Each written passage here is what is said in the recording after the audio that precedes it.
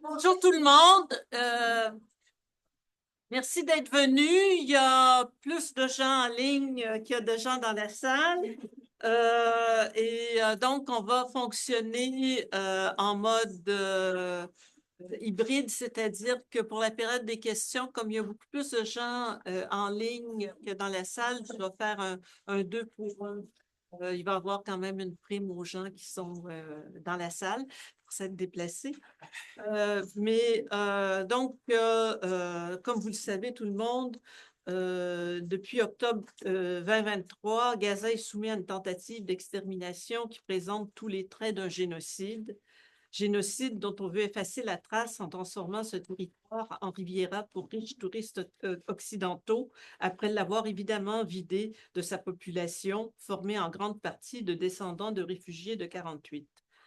Pour l'instant, les armes se sont presque tues à Gaza, même s'il y a quelques bombes qui explosent, évidemment, et avec un cessez-le-feu fragile. Et le gouvernement Netanyahou, fort de l'appui indéfectible des États-Unis, en profite pour se tourner vers la Cisjordanie et essayer de raser les camps de réfugiés de Jenin, Toul-Karem, Nour Shams et Al-Falah.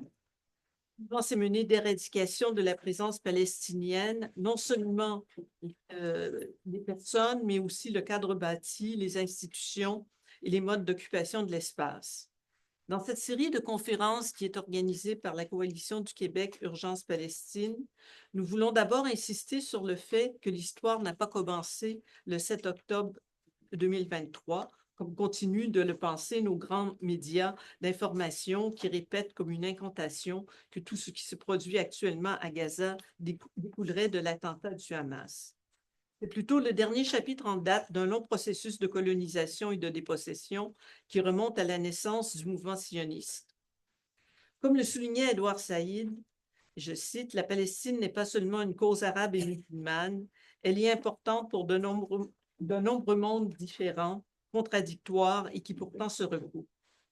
Travailler sur la Palestine nécessite d'être conscient de toutes ces dimensions et d'en apprendre toujours davantage sur elle.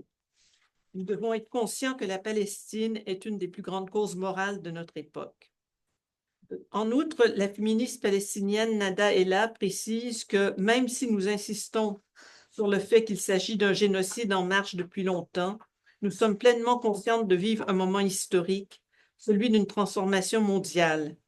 Chaque fois que survient une nouvelle atrocité israélienne, il devient de plus en plus difficile pour quiconque de concevoir la sauvagerie d'Israël comme de la légitime défense. Nous pensons que pour être efficace et s'inscrire dans la durée dans notre mouvement de solidarité avec le peuple palestinien et de son droit à l'autodétermination, il faut comprendre ce long processus dont deux étapes importantes sont la création de l'État d'Israël sur plus de 75% de la Palestine mandataire, alors que le plan de partage de l'ONU lui en avait octroyé 52%, je pense qu'il va en être question aujourd'hui, et l'occupation par Israël de la totalité du territoire palestinien à partir de 1967, au mépris du droit international, ce qui sera l'objet de la prochaine conférence le 12 mars. Cette réflexion se poursuivra le 2 avril par un essai de débroussaillage des enjeux géostratégiques depuis la Deuxième Guerre mondiale dans la région. Le 23 avril, nous examinerons la duplicité de la politique canadienne et son soutien sans faille à Israël, soutien qui perdure jusqu'à maintenant, alors que le Canada prétend ne pas envoyer de matériel militaire à Israël, alors qu'il fait transiter envoi de munitions et pièces d'équipement par les États-Unis. Donc, formellement, ça ne part pas du Canada. On est safe, on est un bon pays. Ça se terminera, le cycle de conférence va se terminer le 14 mai par un examen des divers mouvements de résistance palestiniens depuis les années 1960. Nous ne pouvons traiter de colonisation et de dépossession en Palestine en passant sous silence l'entreprise de colonisation dans laquelle nous sommes nous-mêmes impliqués. Nous considérons qu'il est essentiel de sensibiliser les populations allochtones aux enjeux liés au racisme et au colonialisme et d'être solidaires avec les peuples autochtones du Québec et du Canada dans leur lutte pour le droit à l'autodétermination.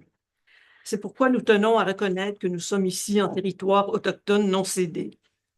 Ce territoire, nommé Tiohtià:ke, est historiquement connu comme un lieu de vie et de rassemblement pour plusieurs peuples autochtones, notamment la nation Kanien'kehá:ka, et qu'une population autochtone diversifiée y habite encore de nos jours. Nous honorons, respectons et reconnaissons ces nations qui n'ont jamais cédé leurs droits ni leur autorité souveraine sur les terres et les eaux sur lesquelles nous nous réunissons aujourd'hui. Aujourd'hui, il sera question de deux grands enjeux. Yaakov Rapkin, auteur de plusieurs ouvrages qui font autorité sur l'histoire du sionisme, il en a d'ailleurs apporté quelques-uns ici, et professeur émérite à l'Université de Montréal, abordera le projet sioniste comme projet colonial. Diala Hamza, descendante de survivants de la Nakba, professeure agrégée d'histoire du monde arabe contemporain à l'Université de Montréal et militante pro-palestinienne, abordera la Nakba comme processus plutôt qu'événement. Ils et elles feront des exposés d'une trentaine de minutes, suivis d'une période de questions de la part des personnes présentes ou en ligne. Favoriser les échanges, la période d'échange sera après les deux présentations. Pour les gens qui sont en ligne, on vous demande d'inscrire vos questions dans le chat. On ne prendra pas d'intervention directe des personnes en ligne. Et pour les personnes qui sont ici, mais je vous le rappellerai au début de la période d'échange, on vous demande de limiter vos questions, commentaires à 2 minutes pour limiter le temps à des échanges et qu'on ne parte pas trop tard d'ici. Donc, sans plus tarder, je cède la parole à Yaakov Rapkin.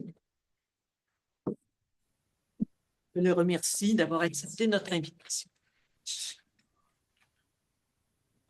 Bonjour, merci de m'avoir invité ici. Je suis honoré de m'adresser aux activistes en ligne et en chair et en os, d'autant plus qu'aujourd'hui, c'est un anniversaire important. Il y a 140 ans, à Berlin, s'est conclue une conférence qui a réuni des diplomates d'une vingtaine de pays, non, d'une quinzaine de pays européens. Ils ont décidé comment partager l'Afrique. Il n'y avait aucun participant africain à cette conférence. Et je crois que c'est très approprié pour comprendre le phénomène de colonisation, car le sionisme politique émerge plus ou moins à la même époque. Je vais donc parler de l'histoire du sionisme et peut-être je vais reculer un peu plus loin que le 19e siècle. La justification que vous entendez souvent, c'est la promesse divine dans le Pentateuque qui est articulée plusieurs fois.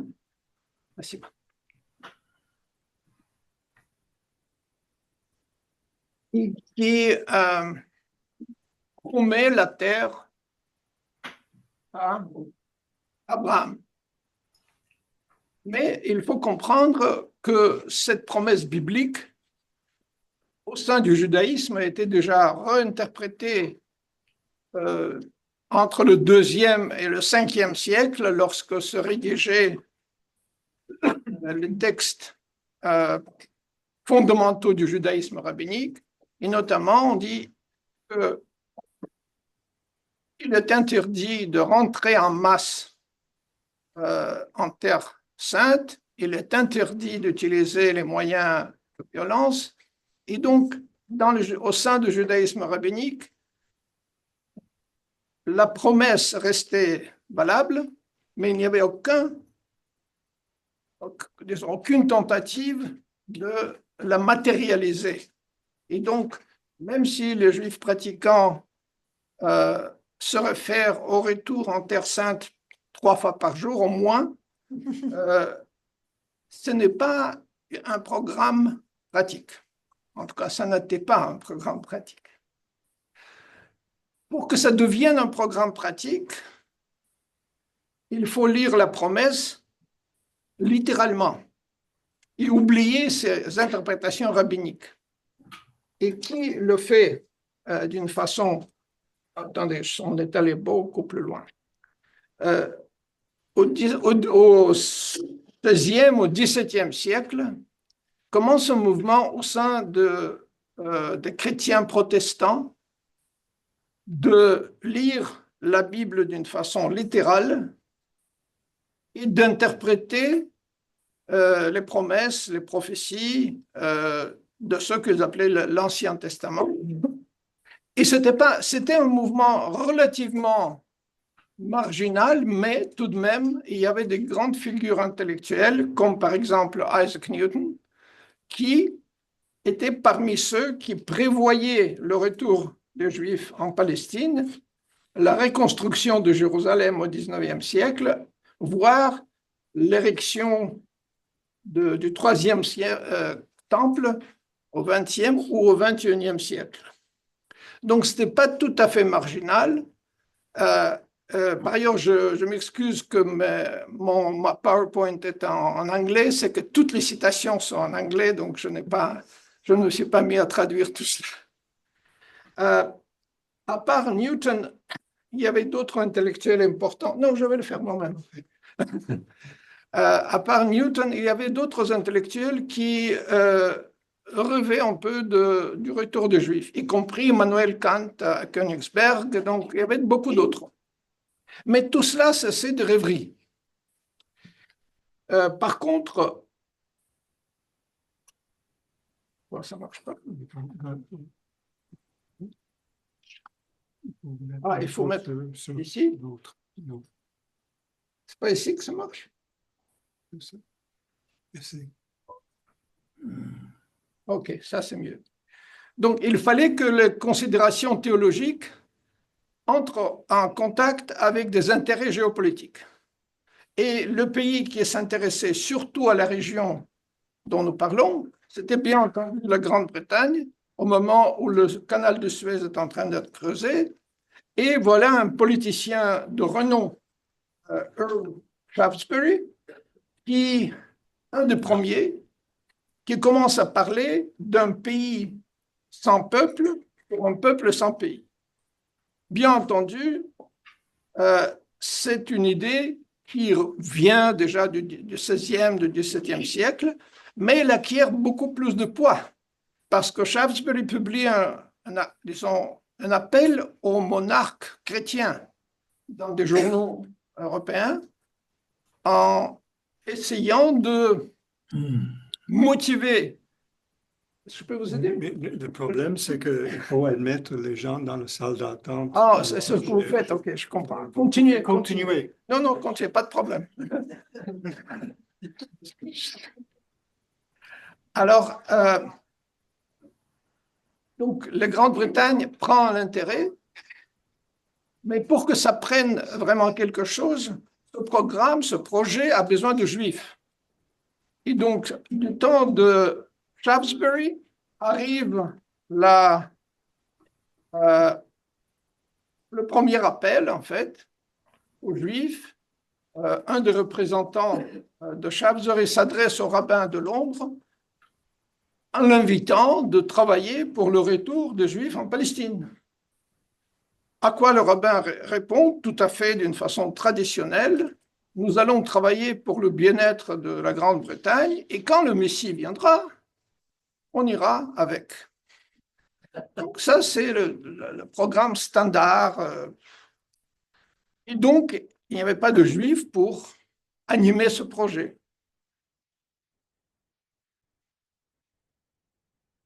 Est-ce que ça va? Allez-y. Chaque fois, je dois vous dire. Chaque fois, il faut le faire. Oui. OK.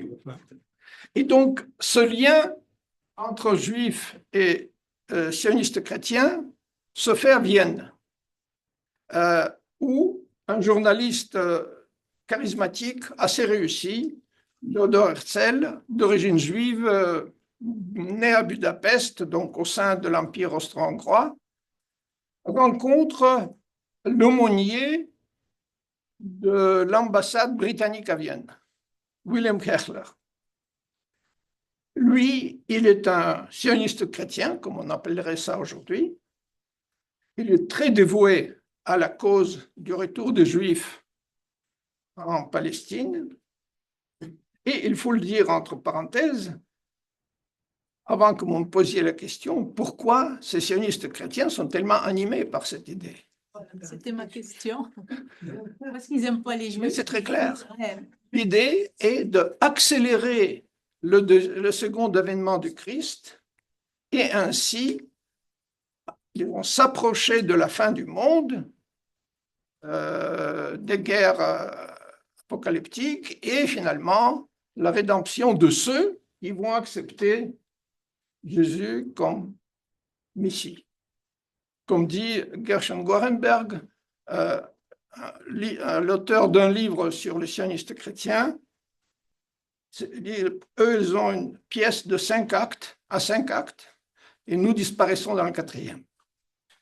Parce que soit on accepte Jésus, ou bien on périt. Dans les deux cas, les Juifs n'existent plus. Donc ça, j'explique pourquoi cet intérêt. Et donc, Wilhelm Hertler se noue d'amitié avec Herzl. Herzl qui est préoccupé par l'antisémitisme ambiant à Vienne, qui était assez virulent. Et donc, il formule une idée de réunir les Juifs en Terre Sainte, et voilà un livre par Claude de Vernoy, avec la préface d'André Chouraqui, un sioniste de renom, ancien maire adjoint de Jérusalem, qui s'appelle Le Prince et le Prophète. Voilà, c'est le rapport entre les deux. Herzl va réunir le premier congrès sioniste à Bâle, en Suisse. Pourquoi à Bâle? Parce que c'était à l'époque une ville relativement modeste, pas très grande même aujourd'hui, et avec une communauté juive encore plus petite. C'est qu'il voulait organiser le premier congrès sioniste donc, à Munich, mais la communauté juive allemande a demandé au gouvernement d'interdire la tenue du congrès sioniste. Ça vous montre déjà que les sionistes n'ont pas été très bien accueillis, surtout pas en Europe occidentale et centrale, où les Juifs, au XIXe siècle, entraient dans la société suite à l'émancipation napoléonienne et post-napoléonienne, qui devenaient entrer dans les professions. Et la dernière chose dont ils avaient besoin, pour que quelqu'un vienne et dire « Ah non, vous n'appartenez pas ici, vous devez aller en Palestine ». Ça c'est à peu près le même message, peut-être avec une autre intonation que émettaient les antisémites. Vous n'appartenez pas ici, il faut que vous ayez ailleurs. Et donc, le mouvement sioniste prend de l'ampleur, surtout grâce aux Juifs de l'Empire russe, qui, eux, ne sont pas émancipés, qui vivent dans la zone de résidence, la grande majorité, et qui, en plus, souffrent d'un appauvrissement remarquable à cause de l'industrialisation de la Russie, de l'impossibilité pour ces Juifs quitter les petites villes où ils habitaient et de pratiquer les métiers modernes. Et donc, il y a un déclin économique des Juifs russes, en tout cas de la majorité des Juifs russes, parce qu'il y a bien entendu des millionnaires aussi qui émergent. Et ces Juifs-là se radicalisent, surtout après 1881, quand l'empereur Alexandre II est abattu à Saint-Pétersbourg. Et donc, il y a des émeutes violentes, des pogroms qui commencent à travers la zone de résidence, largement l'Ukraine, la Moldavie. Et pour les Juifs russes, il y avait 3 choix. Pour ceux qui ne voulaient plus tolérer ce genre de violence de la part de leurs voisins, c'était d'émigrer. Et c'était la grande majorité de ceux qui ont décidé, sont venus en Amérique du Nord, à peu près 2 millions de personnes. Beaucoup sont restés pour lutter dans les rangs du mouvement révolutionnaire contre le régime tsariste et espérer que l'antisémitisme disparaîtrait dans un pays socialiste, ce qui s'est produit parce que la zone de résidence était abolie en 1917. Et troisième groupe, pas très nombreux, qui voulait construire une société socialiste en Palestine. Et donc, commence la colonisation de la Palestine ottomane. Et à l'époque, la Grande-Bretagne, déjà une puissance importante, émet, disons, c'est plutôt une petite lettre, en fait, d'une page, même moins, que le ministre des Affaires extérieures britannique Balfour écrit, et dans laquelle dit que le gouvernement de Sa Majesté verrait l'établissement d'un foyer national juif avec faveur, avec bienveillance.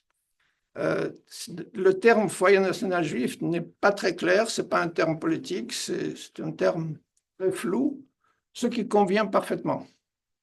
Parce que les Britanniques ne veulent pas antagoniser qui que ce soit, ils donnent des promesses tout à fait incompatibles aux différents groupes. Et donc, une de ces promesses est donnée aux sionistes. Mais ce qui est important, c'est que dans la lettre que Balfour écrit, comme vous pouvez le lire, il dit que la condition est que la population locale ne soit pas gênée dans ses droits. Mais déjà, 2 ans plus tard, le même Balfour écrit qu'en fait, ce qui est important, c'est de favoriser le sionisme, quelle que soit l'opinion des gens qui habitent cette ancienne terre. Vous voyez, il y a une population qui habite cette ancienne terre, qui par hasard se trouve là-bas. Non, mais c'était ça l'attitude. Surtout, et il était sioniste chrétien, bien entendu, c'était pour eux important de donner le terre qui ne appartenait pas encore en 1917 aux Juifs, mais la population locale n'avait pas beaucoup d'importance. Rappelez-vous comment j'ai commencé ma conférence aujourd'hui.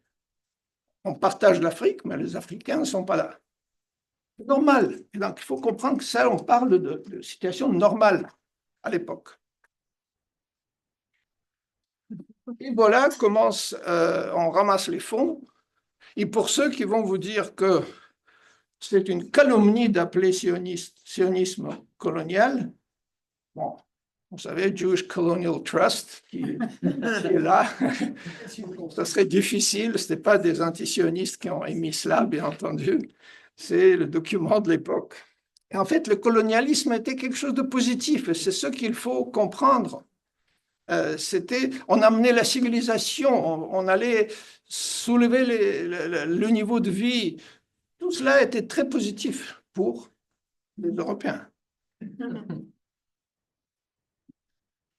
Bien entendu, il y a eu l'opposition de Juifs, pratiquants surtout.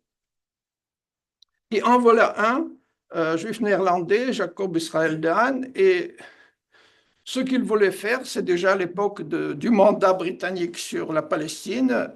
En 1922, la Société des Nations donne à la Grande-Bretagne le mandat.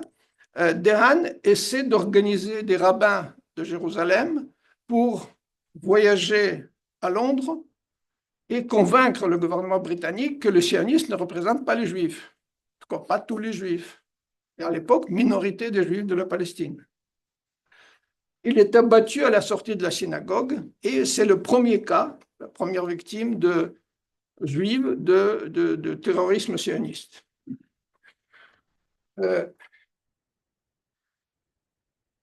Entre-temps, le nationalisme bat son plein dans sa forme socialiste, parce que, vous vous souvenez, les Juifs russes largement viennent avec des idées de construire une société socialiste en Palestine. Certains voit cela comme exclusivement pour les Juifs, et si vous voyez cela de gauche à droite, deux premières affiches, c'est précisément cette idée. Mais la troisième est différente. C'est la jeunesse communiste de la Palestine, qui, eux, veulent la cohabitation, un pays pour les deux nations, donc pour les Arabes et pour les Juifs.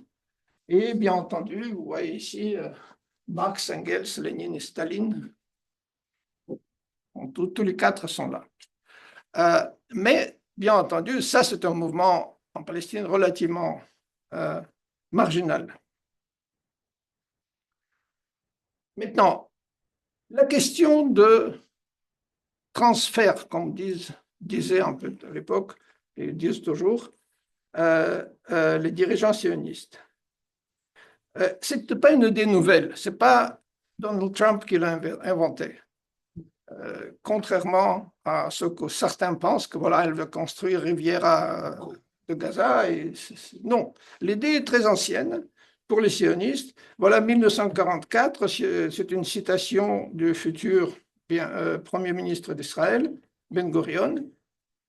Il dit, voilà, on peut opérer, ça va être un transfert relativement facile, et ils vont être délogés et vivre dans de meilleures conditions ailleurs. Et le même Ben Gurion, en 1959, où il est déjà Premier ministre, il dit « Palestine appartient au peuple juif », ça veut dire à ceux qui habitent toute l'humanité, et aux Arabes qui y habitent. Donc, vous voyez, toujours la même formule que Balfour, qui y habitent, qui happen to live there. Et c'est l'idée qui est propre à tout colonialisme de peuplement. Patrick Wolf, que j'ai eu l'honneur de connaître en Australie, a écrit un livre, même des articles, je cite ici un article, où il formule quelque chose d'important, la logique de l'élimination. Tout colonialisme de peuplement est nécessairement intéressé à éliminer, pas nécessairement tuer, mais éliminer la population locale pour construire sa propre société. Patrick Wolf a organisé une conférence qui s'appelait « Les terres promises » en pluriel. Il parlait de la Tasmanie, de l'Amérique du Nord, de la Palestine. Donc, il y a beaucoup d'autres cas. Et si vous voyez les noms de villes aux États-Unis, Bethléem, etc., donc c'était vu comme terre promise. Peut-être moins au Canada, mais sûrement sur le territoire des États-Unis. Et donc, ce colonialisme d'élimination peut devenir génocidaire, comme il dit. Settler colonialism, il n'est pas nécessairement éliminatoire. Il est toujours éliminatoire, mais pas nécessairement génocidaire. Il dépend des conditions. En Amérique du Nord, c'était génocidaire. En Tasmanie aussi. Ben, en Afrique du Sud, non, justement. Et donc, quand arrive le plan de partage de la Palestine, dont Diala va parler un peu plus tard,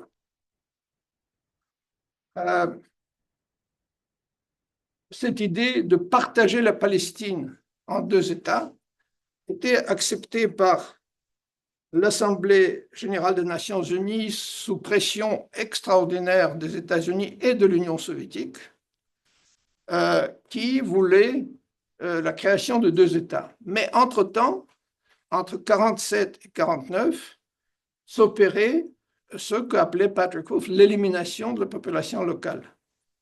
Et donc, il y avait plusieurs vagues, donc 800 000, plus ou moins 800 000 en 1948, puis après la guerre de juin 1967, autres 300 000 qui étaient renvoyés. Et bien entendu, depuis octobre 2023, vous voyez ces données tragiques sur la situation de Palestiniens à Gaza qui sont déjà réfugiés plusieurs fois. Il faut comprendre que comment on justifie ce genre d'activité. on le justifie en faisant de la mémoire traumatisante, effectivement, Holocauste, Shoah, etc., en faisant une arme. Je n'ai pas trouvé un terme français pour weaponization of trauma, mais vous comprenez bien qu'il s'agit de groupes ici, de jeunes, des soldats ici, vous voyez, des soldats israéliens, qui sont amenés en groupe dans les anciens camps d'extermination. Et la leçon qui est enseignée est très claire, simple. Si on n'a pas d'État, on va nous exterminer. Ce qui donne énormément d'énergie, faire n'importe quoi à ces jeunes soldats. La leçon est très claire et très simple. Et en plus, il y a un mouvement qui commence dans les années 60 du XXe siècle, après la guerre de ces jours, on appelle en hébreu datilomi ou le national-judaïsme. C'est là où les colons très séculiers, très laïcs que vous avez vus en short, leur idéologie commence à être jointe avec certains éléments du judaïsme. Et donc apparaît un mouvement de très grande force, de conviction religieuse, qu'il faut absolument coloniser toute la terre qui est sous le contrôle d'Israël. C'est eux qui, en fait, c'est l'avant-garde de la colonisation des territoires qu'Israël contrôle depuis 1967. Et c'est eux aujourd'hui qui, en fait, constituent l'aile la plus droite, le plus nationaliste du gouvernement d'Israël et de la société israélienne aussi, il faut le comprendre. En même temps, ce qui s'est passé à Gaza, en général, la situation du sionisme et d'Israël divise les Juifs d'une façon très importante. Certains, l'État a remplacé Dieu. L'objet de culte, c'est l'État sioniste. Ça veut dire 5 minutes. Très bien. Donc, ce n'est pas le contenu, non.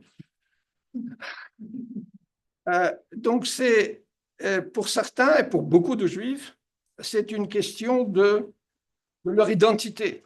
Ils sont tellement imprégnés par cette idée de l'État sioniste. Vous avez sans doute entendu parler de droit d'Israël d'exister, très important aussi, on peut l'analyser dans la période de questions.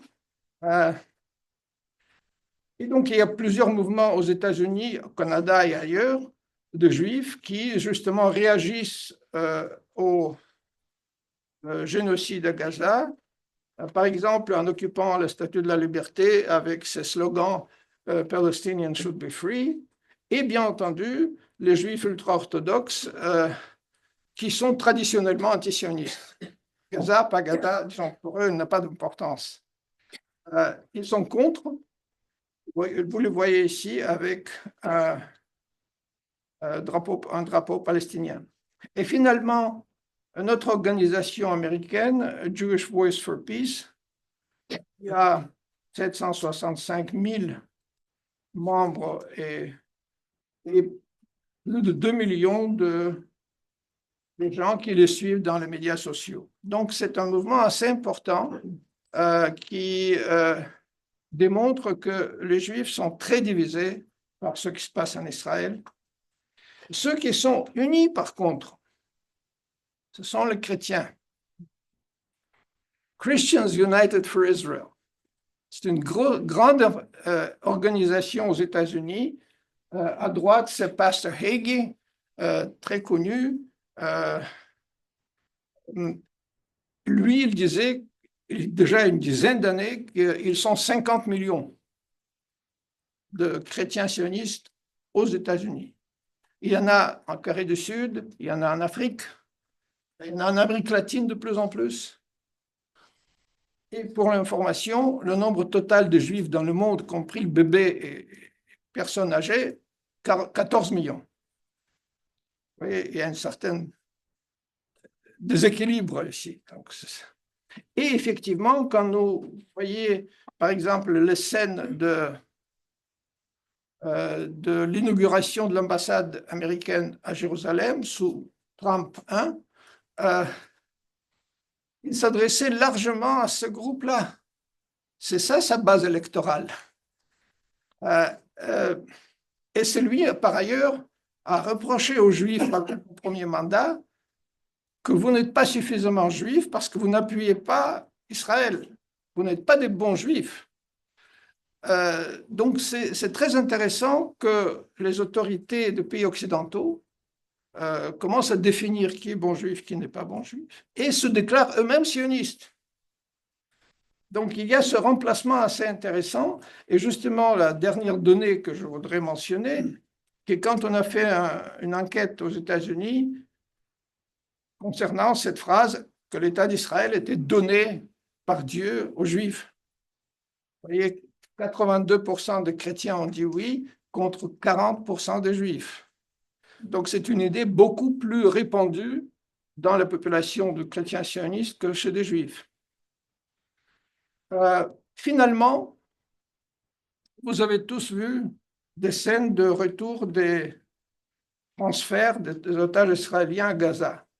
Mais peut-être pas tout le monde a vu quelque chose derrière. Une phrase en hébreu dit Zionut lo tenatzeach. Le sionisme ne vaincra pas. Merci.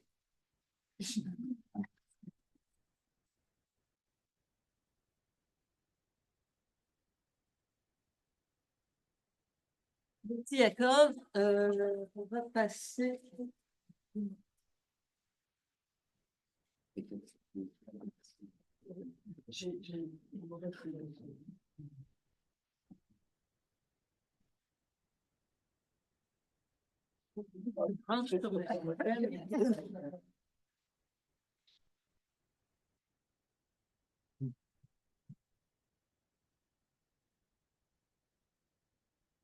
On va utiliser son truc. On peut fermer.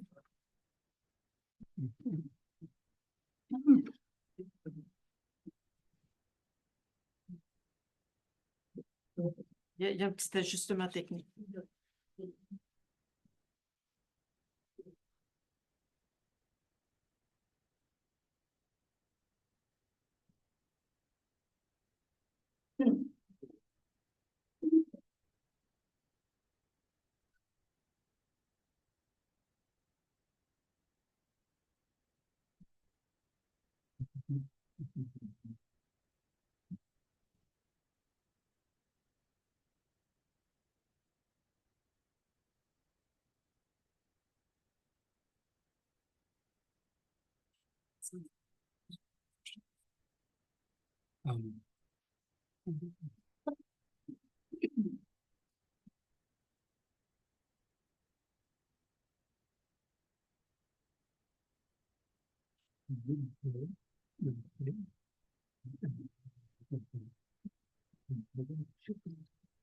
Ah, ok.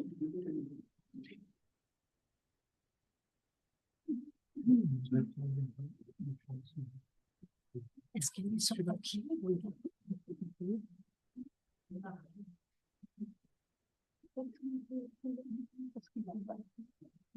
On va apprendre au fil des conférences et ça sera probablement plus au point la prochaine fois. Non, c'était bien. Non, mais c'est pour On ne peut pas faire une période de questions avec M. Jacob en attendant? Oui, en attendant, pourquoi pas? oui, on peut faire ça. On va faire pour les gens sur place parce que oui, c'est ça, ça va donner le temps d'installer. Donc, il y a vous avez une question? Quel est l'intérêt des chrétiens sionistes dans cet engagement vers le sionisme? C'est bon pour les juifs, mais ils C'est le second, accélérer le second élément de crise. Ah, super. Ah, okay. C'est pas tellement qu'ils parfois déplacer les montagnes, comme on dit. Oui. Sinon, ils sont très sérieux. Vous pouvez voir, ils ont plein de sites sur Internet, de méga churches, de méga églises. Donc, 50 millions, c'est beaucoup de gens. Hein. Mais Moi, je ne peux pas m'empêcher de penser que cette image de vouloir faire revenir le Messie ou le Christ, inconsciemment, c'est de l'Europe, là. La haine du juif vient de l'Europe. Ça, c'est autre chose. Mais je me dis que c'est vouloir à tout prix faire pour les juifs, c'est parce que l'Europe n'a jamais aimé les juifs. Donc, ils aiment Israël, mais pas les juifs. L'objectif, c'est de se débarrasser de... C'est une forme d'antisémitisme, finalement, qui se cache derrière une foi. Bon, ce qui est clair, nous pouvons voir les documents. Un document, par exemple, il y a une entrée dans le journal de Herzl C'est au point. qui dit « Nos meilleurs alliés et amis vont être antisémites ». Non, il était très conscient de cela. Ce n'est pas étonnant. Et Balfour lui-même, avant de devenir le ministre des Affaires extérieures, quand elle a émis sa fameuse lettre, il était ministre de l'Intérieur en 1905 ou 6, où il a refusé l'entrée des Juifs russes en Angleterre. Voilà. Et donc, c'est combine, c'est tout à fait normal. Et je crois que c'est l'alliance entre les antisémites et les sionistes, elle est naturelle. L'une alimente l'autre. Oui, bon, on ne fera pas de dialogue et on serait prêt à passer à la prochaine Dialogue, présentation de je dialogue. m'arrête, puis après. Bonsoir à tout le monde. Bonsoir à Diane, à la coalition, à Raymond, Anne. Merci beaucoup pour votre accueil. Alors, moi, je vais me concentrer, c'était un peu la commande, sur la Nakba elle-même. Comme vous l'aurez compris, c'est un processus et non pas simplement un événement historique daté. Je vais probablement être amenée à faire des allers-retours dans le temps. J'espère ne pas trop vous donner le tournis, mais si c'est le cas, n'hésitez pas à m'arrêter. L'idée que j'aimerais exprimer, comment dire, illustrer avec vous aujourd'hui, c'est que la Nakba, c'est un processus d'effacement complet de la personne autochtone. C'est un processus qui consiste à décider pour, à agir pour, à parler pour les Palestiniens depuis finalement l'avènement du sionisme en Palestine. La Palestine, je ne vais pas rentrer trop dans les détails de son passé ottoman, mais était une partie de province ottomane au même titre que ce qui va devenir ces pays voisins, qui, eux, vont accéder à l'indépendance comme il était promis dans la mise en place de la Société des Nations après la Première Guerre mondiale et l'établissement du système mandataire. Donc, tout comme le Liban, la Syrie, ce qui est à l'époque la Transjordanie, la Palestine était appelée à devenir également un pays indépendant. Elle ne le fut jamais. Et bien pire, en fait, on a assisté, en fait, depuis l'arrivée des Britanniques en 1917 en Palestine, à la mise en place d'un véritable programme de remplacement de la population autochtone par une population européenne. Bon. Alors, très rapidement, juste pour vous donner des jalons, des jalons historiques. Bien sûr, la Nakba peut décrire ce qui se passe autour des années 1948, c'est-à-dire au moment de la fin du mandat britannique et de la proclamation d'État d'Israël.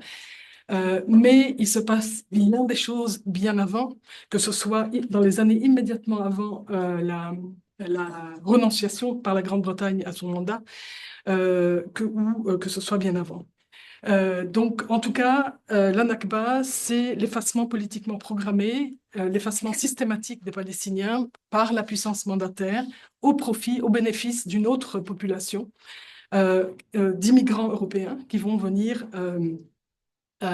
grossir les rangs de ce qu'on appelle le Yishuv, le nouveau Yishuv, la nouvelle communauté juive européenne de Palestine, au fil des décennies du gouvernement britannique en Palestine. Donc, c'est l'effacement politique programmé et systématique des Palestiniens par la puissance mandataire et l'érection pour qu'advienne finalement un projet national sioniste fondé sur l'idée du remplacement des Palestiniens par le nettoyage ethnique. Des années critiques, je reviendrai un petit peu avant tout de suite, mais les premières années critiques, disons, pour comprendre la mise en place finalement de cette catastrophe permanente se passe entre 1917 et 1922, c'est-à-dire entre cette fameuse déclaration Balfour, sur laquelle je vais revenir, et la mise en place du système mandataire, c'est-à-dire un système de subjugation coloniale des populations arabes des anciennes provinces ottomanes de l'Empire ottoman, qu'on considérait en fait finalement pas mûres politiquement pour s'autogouverner. Donc, 1917-1922, déclaration Balfour, mise en place du mandat, mais aussi très très rapidement, voire même avant la mise en place du mandat, mise en place des futures institutions de l'État israélien, ce qu'on peut appeler encore à ce moment-là des institutions proto-étatiques. Je ne sais pas trop si le mot proto est d'ailleurs très correct, parce que finalement, ils gouvernent avec la tutelle britannique, mais ils sont déjà en train de construire leur État. Autre moment absolument crucial, 1936-1939, des années qui correspondent à la première grande révolte arabe de Palestine, qui va être un moment absolument fatidique pour la suite, puisque la répression extrêmement féroce de cette révolte arabe de Palestine va décapiter le leadership, va décapiter la résistance, le leadership de la résistance nationale palestinienne. Le mouvement va en sortir exsangue. Les leaders sont ou tués, ou mutilés, ou emprisonnés, ou exilés. Et tant et si bien que le mouvement ne se sera pas relevé 10 ans après, au moment où il faudra impérativement être prêt à affronter ce qui se prépare. Autre année périlleuse sont les années de sortie de la Seconde Guerre mondiale. La Seconde Guerre mondiale, c'est une espèce de bulle économique un peu miraculeuse, un peu bizarre, parce que la Palestine se trouve à fournir finalement l'effort de guerre et donc il y a une espèce de bulle de prospérité qui profite aussi bien aux Palestiniens qu'aux Yishuv, mais à la sortie en fait de la Seconde Guerre mondiale et avec la découverte de l'atrocité nazie. Bien avant, en fait, dès 1942, le mouvement sioniste lui-même opère, si je puis dire, une sorte de coup d'État, en ce sens que la question de l'État devient pressante.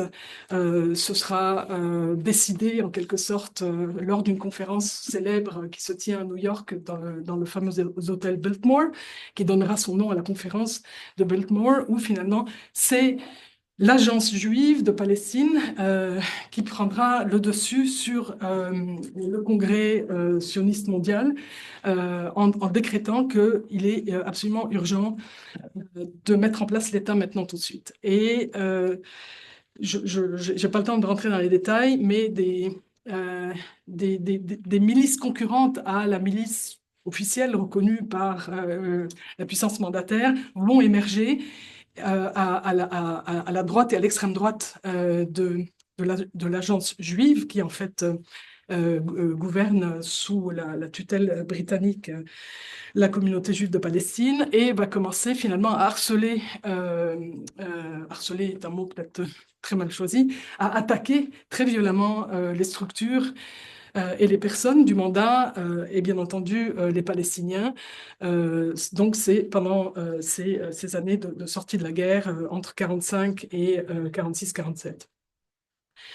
47, c'est évidemment l'année du vote par l'ONU du plan de partage, j'y reviendrai. 48, c'est le retrait britannique et la proclamation de l'État d'Israël. Et 48-49, c'est ce qu'on appelle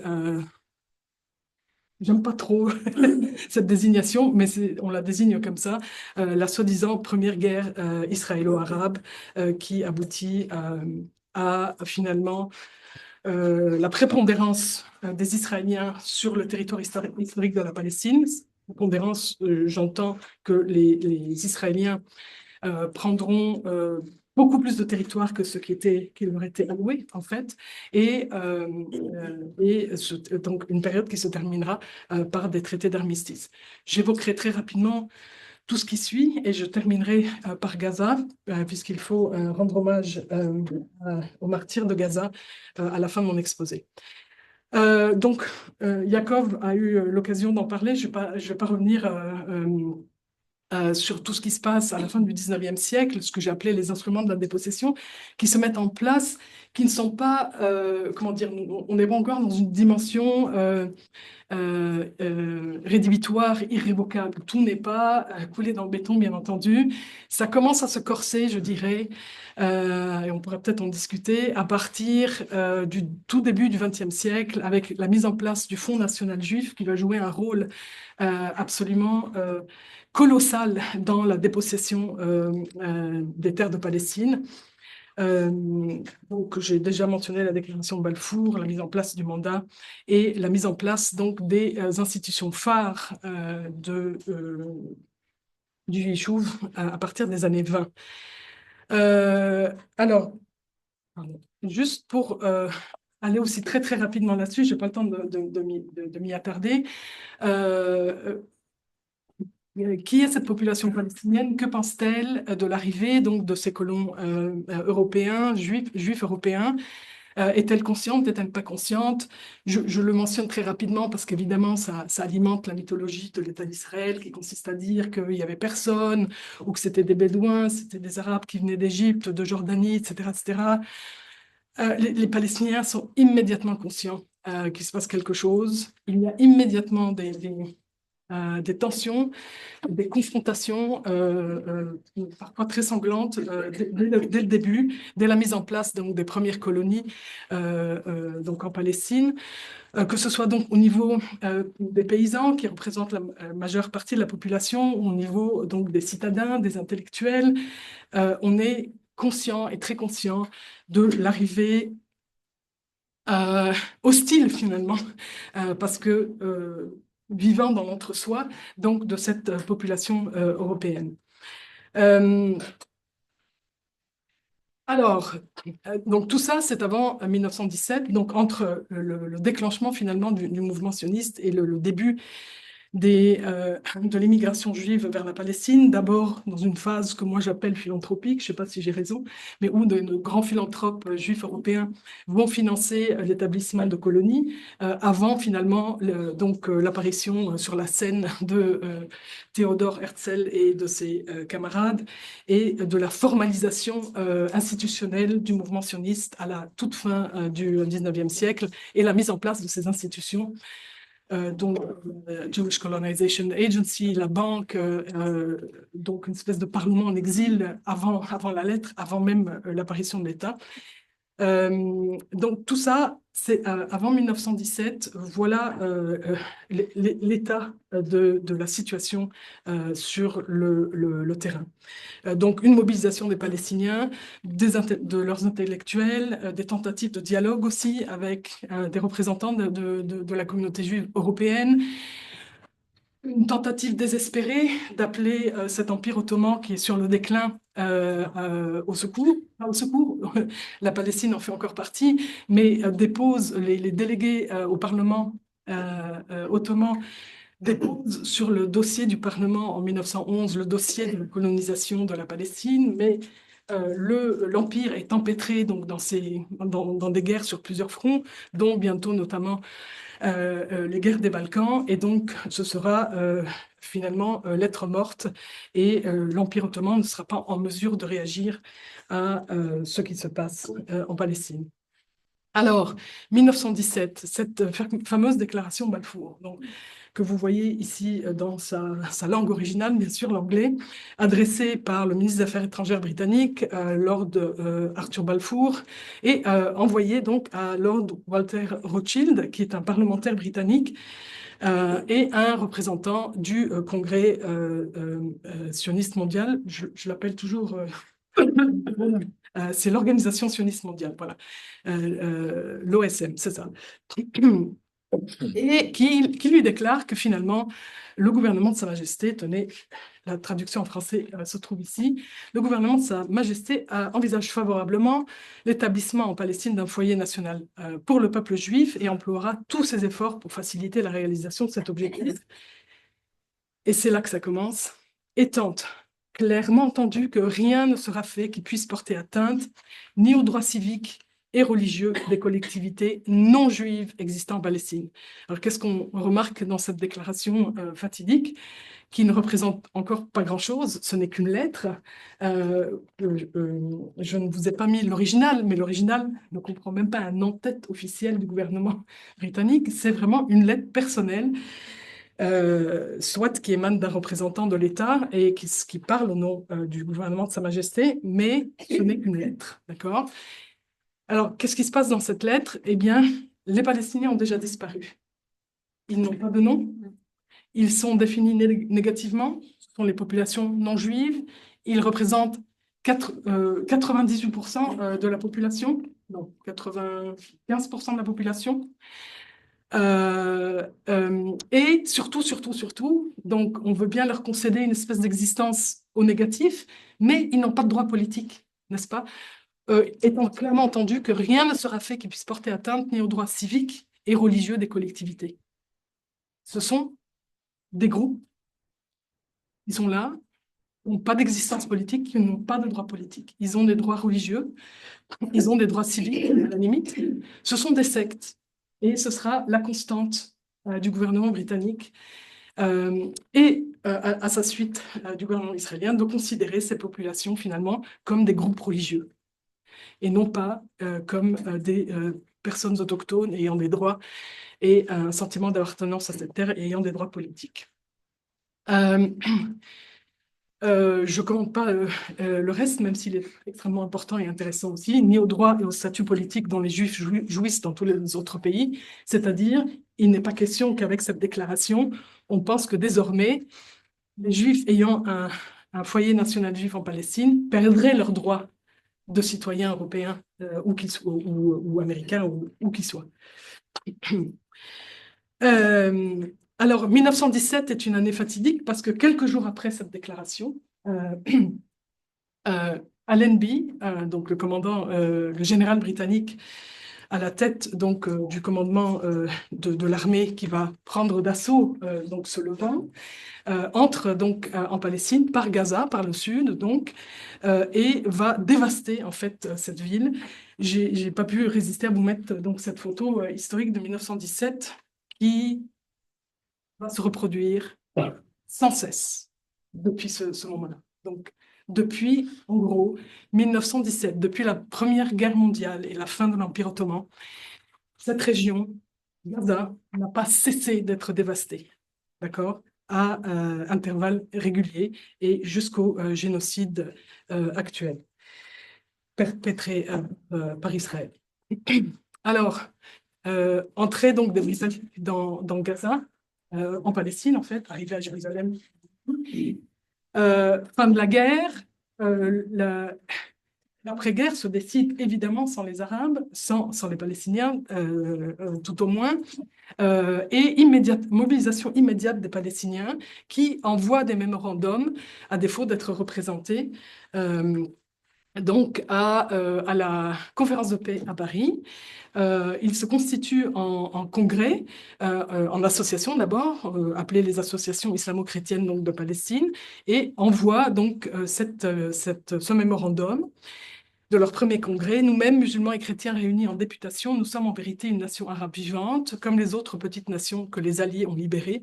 Nous sommes ici pour refuser catégoriquement que soit prise pareille décision, la déclaration Balfour, le mandat, avant que nous soyons consultés. Mot absolument crucial. Hein. Nous transmettons en effet à la conférence cette déclaration dictée par le péril que courraient les intérêts des habitants de ce pays, musulmans et chrétiens, qui forment la majorité absolue, au cas où se réaliserait l'immigration des sionistes dans ce pays pour le coloniser et en faire leur patrie nationale. Euh, Parallèlement donc à cette conférence de paix qui se déroule à Paris, le président américain décide de l'envoi d'une commission pour enquêter sur place au sujet des souhaits donc de ces populations mineures dont on pense, malgré les 14 points de Woodrow Wilson, que, ben, ma foi, elles ne sont pas vraiment aptes à s'autogouverner. 2 personnes sont envoyées à la tête de cette commission, un universitaire et un homme d'affaires qui s'y connaît dans l'Empire ottoman pour avoir commercé avec cet empire à l'été 1919, alors que la conférence de Paris est en train de se dérouler et que tout se décide finalement malgré eux pour les Palestiniens. Donc, voilà ce que va très vite conclure la commission, qui va produire un rapport absolument explosif, mais tellement gênant, puisqu'il contredit absolument tout ce qui se met en place pour les anciennes provinces arabes de l'Empire ottoman, qu'il va être mis sous le tapis. Le rapport King-Crane note qu'il est apparu de manière récurrente lors des entretiens de la commission avec les représentants juifs que les sionistes envisagent à terme une dépossession quasi complète des actuels habitants non juifs de Palestine au moyen de formes diverses de transactions. Donc, c'est pas comme si on peut dire ou on interprète, comme le prétendra un historien révisionniste, soi-disant nouvel historien plus tard, Benny Morris, pour ne pas le nommer, que finalement c'était des dommages collatéraux, qu'en fait les Israéliens n'ont jamais voulu le nettoyage ethnique. Non. Et Yaakov est beaucoup mieux placé que moi pour en parler.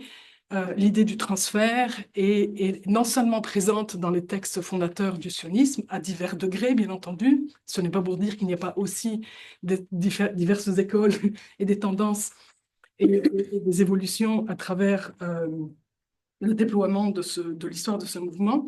Mais l'idée est non seulement là dans les textes fondateurs, mais en plus les acteurs sur le terrain, Chaim Weizmann en Angleterre, Ben Gurion en Palestine et tellement d'autres, ne vont pas cesser de faire circuler cette idée à intervalles réguliers ou irréguliers dans leur transactions, leurs pourparlers, leurs conversations privilégiées qu'ils entretiennent en lobbyistes extraordinaires qu'ils sont avec les Britanniques, que le mouvement sioniste identifie très tôt comme la puissance de tutelle qui allait pouvoir porter, pour diverses raisons, ce projet à terme. Euh, bon, alors, le mandat se met en place donc au début des années 20 contre la volonté totale et absolue donc, des Palestiniens. Les incidents donc, se multiplient. Parallèlement, comme je vous le disais, dans les années 20, à la mise en place donc, des institutions fondatrices du futur État israélien. Dans les années 30, je vais très vite, pour des raisons évidentes, donc immigration absolument massive des Juifs d'Europe vers la Palestine, aggravation donc des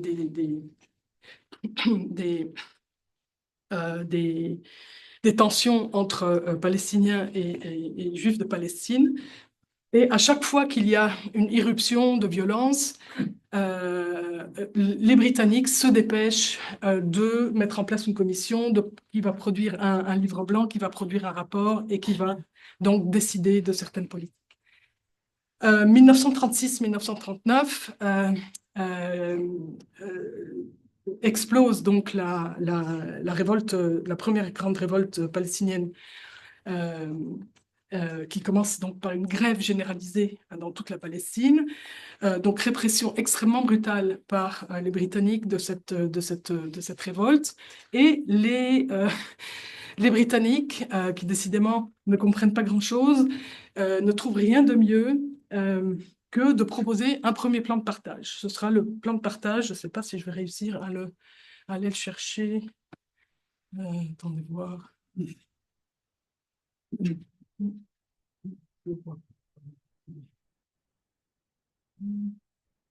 Je suis pas bonne en... Bon. Je vous le montrerai tout à l'heure. Donc, premier plan de partage de 1937, appelé le plan Peel, qui va être refusé. Et suite à quoi, donc, plan de partage de la Palestine entre un État juif et un État arabe, le plan refusé, à la suite de quoi les Britanniques mettent en place des mesures réduisant pour la toute première fois de manière relativement drastique l'immigration juive en provenance d'Europe. Le timing est évidemment pour les Juifs d'Europe catastrophique, mais les Palestiniens subissent cette importation massive de population européenne qui vient donc les déposséder de leurs terres depuis maintenant le début des années 20. Donc, après donc l'écrasement donc de la révolte de Palestine, la grande révolte de Palestine de 36-39,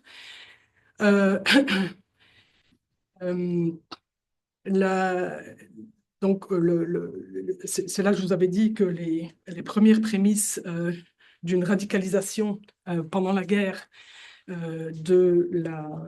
du mouvement sioniste sur place va s'opérer avec l'apparition donc de factions censées être terroristes, comme si la Haganah, donc la milice reconnue par le gouvernement britannique, l'était moins, et va commencer donc à attaquer de plus en plus sérieusement les infrastructures et les intérêts et les institutions britanniques en Palestine. Ça, c'est donc à la sortie de la Seconde Guerre. N'oublions pas qu'à la sortie de la Seconde Guerre, la Grande-Bretagne est exsangue, économiquement parlant.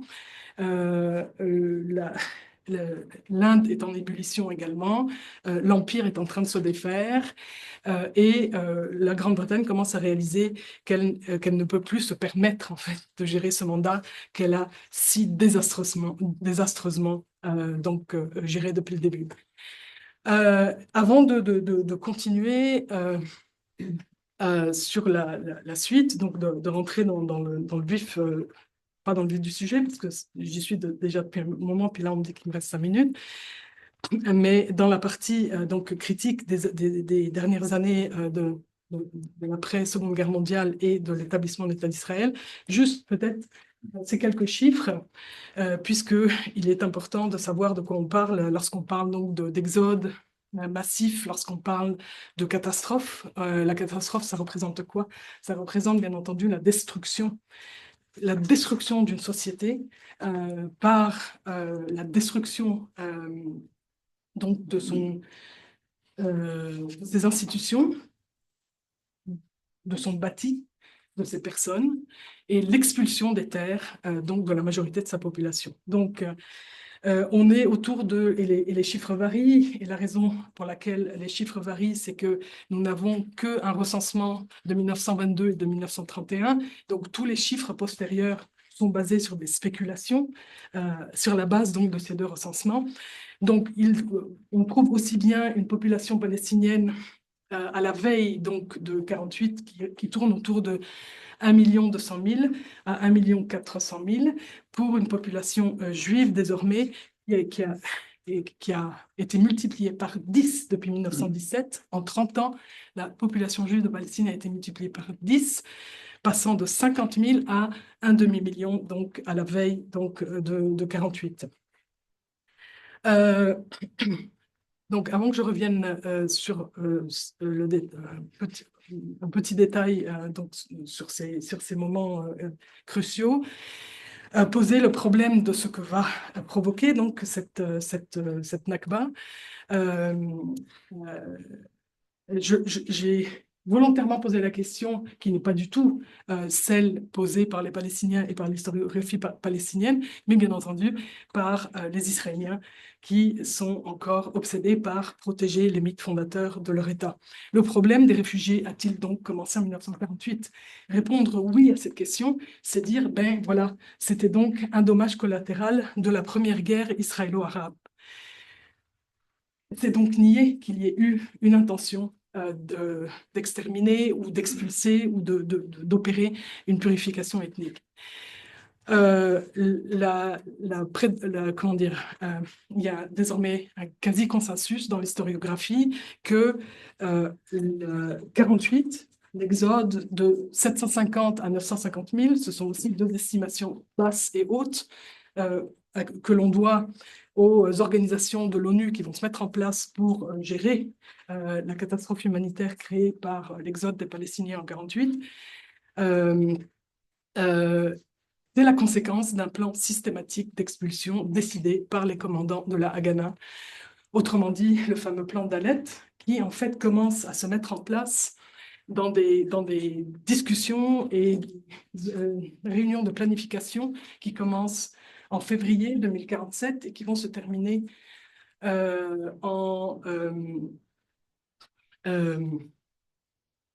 autour de février-mars, le 10 mars en fait, 1948. Donc pendant un an, les commandants de la Haganah vont se réunir de manière hebdomadaire pour finalement finaliser un plan ou une collecte d'informations, une collecte d'intelligence qui avait eu lieu pendant les années de la Seconde Guerre mondiale, ce qu'on appelle les Village Files. Les Village Files, c'est quoi?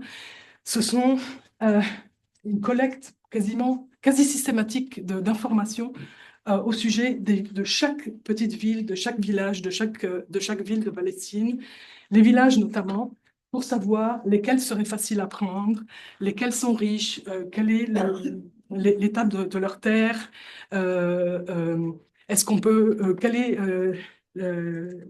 quelles sont les opinions politiques de leurs habitants, est-ce qu'on peut aller chercher des collaborateurs parmi eux, est-ce que les villages sont faciles d'accès? Donc tout ça se passe pendant la Seconde Guerre mondiale, dès 1939 et pendant tout le début des années 40.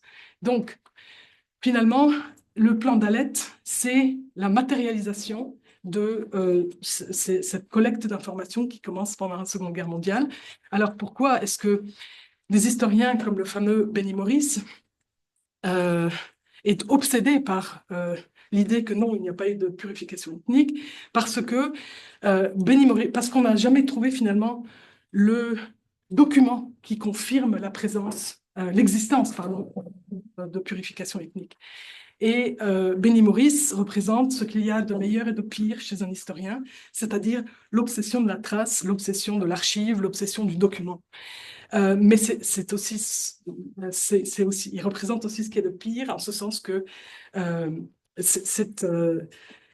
il est complètement enfermé en fait par l'idéologie encore de sioniste et n'est pas capable finalement, alors même qu'il a été le premier à confirmer les chiffres et l'ampleur de la crise des réfugiés, mais il n'est pas capable donc de faire en sorte d'en faire assumer l'État d'Israël, de faire assumer la responsabilité de cet État à Israël. Donc aujourd'hui, 14 millions de Palestiniens dans le monde, donc 7 millions en Palestine, Israël, 7 millions à l'extérieur, dont 6 millions de réfugiés qui ne vivent pas tous dans des camps de réfugiés, mais dont le tiers de ces 6 millions vivent dans des camps de réfugiés. Je ne rentrerai pas dans le détail de ce qui constitue un réfugié au nom de définitions qu'en donnent diverses institutions. Mais donc voilà, pour terminer avec des cartes, ce que je voudrais vous montrer, si tu me donnes encore 2 minutes. Peut-être une. Hein. Bon, alors, j'aurais pu me contenter de juste la carte orange qui vous montre que finalement, la communauté juive de Palestine, à la veille de 48, ne possède que 5,5% des terres de Palestine, se verra tout de même octroyer 55% du territoire par l'ONU, mais en prendra 78%. D'accord. J'ai quand même mis la carte de gauche qui vous montre donc un camembert tricolore, vert pour la propriété palestinienne, bleu pour la propriété sioniste, mais jaune, donc les terres publiques qui vont être aussi confisqués par les Britanniques et donnés donc au mouvement sioniste. Et donc le mouvement sioniste continuera la même chose par la suite. Vous voyez la conséquence que ça a, bien entendu, sur la possession du Negev. Voici donc, pour finir, la carte de 1947, celle du plan de partage. Vous voyez, il faut quand même l'esprit tordu euh, des acteurs du moment qui envisagent deux États non contigus, avec des couloirs, des enclaves mandataires autour de Jérusalem et de Bethléem. Ce qu'on ne voit pas trop, je pense, sur la carte de gauche, c'est que même Jaffa est une enclave, non pas mandataire, mais de l'État orange, c'est-à-dire de l'État arabe. Enfin, le truc infaisable. Et la carte de droite est très importante parce qu'elle vous montre, et il faudrait que je puisse vous l'expliquer, mais je le ferai en période de questions, les directions que vont prendre les réfugiés entre 47 et 48. Peut-être pour terminer, je suis désolée de ne pas avoir pu aller davantage dans le détail sur la guerre qui se déclenche donc en 48 après la proclamation de l'État d'Israël. Mais ce que je voulais dire, j'ai perdu mon fil. C'est le signe qu'il faut que j'achève. C'était important. Oui, voilà. Juste ce dernier point-là. Ce qui est très important de souligner dans cet exposé, que malheureusement je n'ai pas pu faire correctement, c'est qu'en fait, c'est bien avant le vote du plan de partage qui a lieu le 29 novembre 1947 que la dépossession va commencer. Donc, le jour où, le 14-15 mai, les Britanniques se retirent et les sionistes proclament l'État d'Israël, la moitié des 750 000 à 950 000 Palestiniens qui prendront les chemins de l'exil sont déjà réfugiés. Les Britanniques sont encore là. Ils ont aidé à l'évacuation des villes. Ils ont remis leurs armes et leurs casernes à la communauté juive sioniste de Palestine. Et la moitié des Palestiniens qui prendront le chemin de l'exil sont donc déjà dépossédés et réfugiés. Il faudrait vraiment. Oui, voilà. Je voulais, Je suis désolée. sur Gaza, par des images, mais j'ai pas le Je temps. pense qu'on va faire ça dans la période de questions. Voilà. Bon, donc comme il y a une petite compilation à faire, des questions sur le chat, on va commencer par des questions dans la salle. Et puis, ça démarrera la discussion. Donc, on a eu deux présentations intéressantes, un peu sommaires, étant donné le temps. La première pour montrer qu'il y a effectivement un projet colonial derrière enfin, le projet de création d'un État juif sur le territoire palestinien, projet colonial qui demande de se débarrasser de la population qui y habitait déjà. Et on a eu dans le deuxième exposé un peu le détail de l'effacement graduel de cette population-là par toute une série de politiques qui commencent, bon, il faut mettre des dates, mais probablement un peu même avant la déclaration Balfour et qui vont se poursuivre au moins jusqu'en 49 et continuer ensuite sous d'autres façons, puisqu'il y aura un État pour mettre en place ces politiques. Je vous rappelle quand même d'être bref et brève. On va peut-être prendre 2-3 questions pour commencer et pour les dialogues aussi. Oui. Alors, 1, 2, 3. Je vais peut-être me mettre sur la chaise pour voir de tous les côtés. Donc,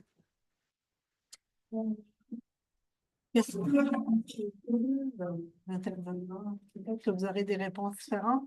Quelle solution vous voyez maintenant? Parce que c'est ce qu'on a le plus de difficulté à voir, c'est des solutions maintenant qu'il y a eu une guerre sanglante. Puis, quelle solution vous voyez maintenant pour que la paix s'installe de façon durable?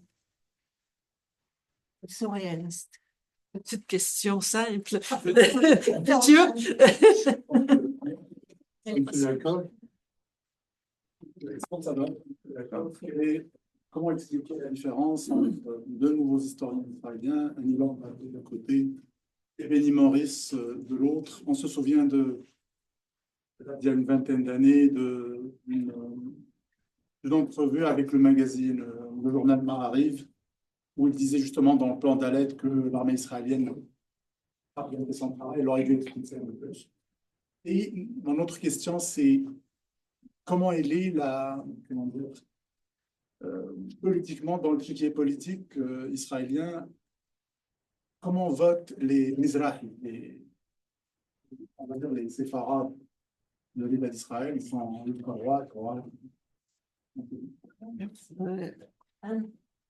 Oui, en fait, j'ai deux questions. Je ne sais pas si je peux. Professeur Yapkin, je me demandais, lors du premier congrès à Bâle, dans les options qui ont été discutées, il y avait l'option de foyer juif en Palestine, mais il y avait d'autres courants chez les intellectuels juifs qui étaient présents, dont certains, si ma mémoire est bonne, qui optaient plus pour l'idée de l'assimilation, c'est-à-dire si je suis juive française, je reste en France et je mène le combat pour le respect des droits à part entière. Pourriez-vous nous situer les principaux autres courants qui étaient en concurrence, qui ont été marginalisés, mais qui étaient quand même présents chez les Juifs et Juifs? Puis ma question pour Diala, 36-39, pour moi, c'est majeur. Grève générale, etc. Comment se fait-il qu'ils se sont fait couper la tête, qu'ils ont réussi à éliminer complètement cette vague massive de résistance? Comment l'expliquer cette défaite? Commencer. Oui, alors je commence par cette question-là.